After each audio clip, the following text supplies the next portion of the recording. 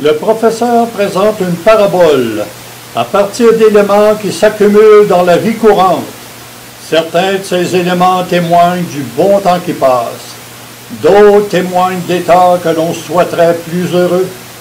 La juxtaposition de ces éléments devrait laisser un message à interpréter différemment selon notre situation.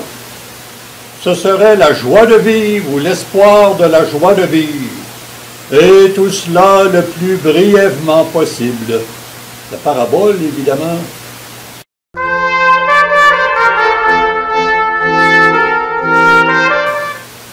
Pour faire ma parabole, là, il faut d'abord trouver les éléments qui s'accumulent dans la vie courante.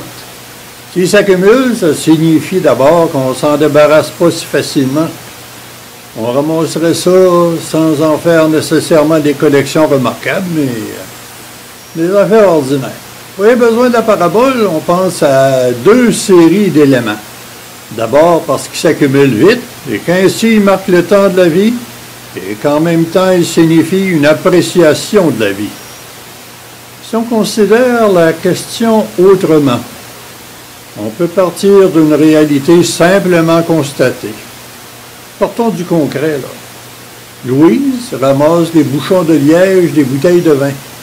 Elle les place dans une grosse urne décorative. C'est la tâche d'une vie de petits bonheurs accumulés, un bouchon à la fois. Jacques, lui, il a senti l'encombrement des contenants vides et non recyclables de pilules. Ça doit être un signe d'espoir, tant de pilules et si peu de changements. En paraphrasant une formule actuelle, on dirait qu'on améliore sa santé une pilule à la fois. Par contre, là, les contenants ne se digèrent pas comme des pommes à l'automne. Même si on les retrouve dans une manne, un grand panier bon pour le recyclage, puis ben là, ce coup-là, ça va être pour la réflexion aussi.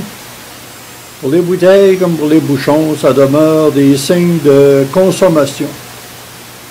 Des souvenirs de bon temps et d'espoir de temps plus acceptables et agréables.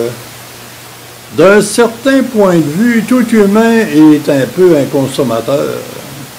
En ces temps-ci, là, on a tout viré vers l'environnement. On pourrait simplement regretter que tout cela ne soit recyclé. Ben, en même temps, on n'aura pas de parabole. Voyons-y plutôt des signes, des témoignages. Les bouchons se présentent comme des preuves de petits bonheurs, souvent répétés. Une bouteille à la fois, un bouchon à la fois. En silence, ils gardent le vin. Et quand on les entend, le moment spécial commence. Les contenants, d'autre part, proposent patiemment des solutions chimiques qui devraient contribuer à la bonne vie. En se vidant, ils marquent le temps, mais sont-ils toujours porteurs de cette santé désirée, de cette vie prolongée en bon état? On a probablement maintenant là, tous les éléments qu'il faut pour faire une parabole, puis on va essayer d'en dégager une notion de bonheur avec un gros S pour plusieurs bonheurs. C'est une santé espérée sans trop de douleur. Et cela tout au long de la vie humaine, où non seulement les jours et les heures sont comptés, mais aussi les bouchons témoins de bonheur et les contenants témoins du souci de santé. On a déjà entendu dire que le vin soigne la santé morale, puis les pilules soignent la santé du corps. Je ne sais pas si c'est vrai, mais ça irait bien dans cette parabole-là.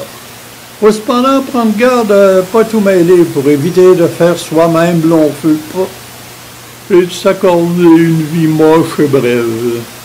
Essayons de formuler cette parabole. Le titre serait quelque chose comme la cave à vin et la pharmacie, ou encore le vin et la pilule. Le bon vin et la petite pilule. Le liège et le plastique. Bon, ben, je vais rester avec mon idée de base, là, la bouteille et le bouchon. Et la parabole s'annoncerait ainsi pour permettre à ceux et celles qui ramassent des bouchons et contenants de se justifier un petit peu. Heureux celui qui ouvre une bonne bouteille en faisant entendre le bouchon dès le premier instant de l'offrande. Il fera cela durant toute sa vie pour ses bonheurs. Heureux celui qui patiente chaque jour pour améliorer sa santé en vidant régulièrement ses plastiques de leurs granules. Il fera cela pour plaire à son docteur. La vie, c'est du temps marqué de bonnes heures et de bonheur. J'espère que vous avez remarqué que ça rime toujours avec les heures. Voilà, c'est tout.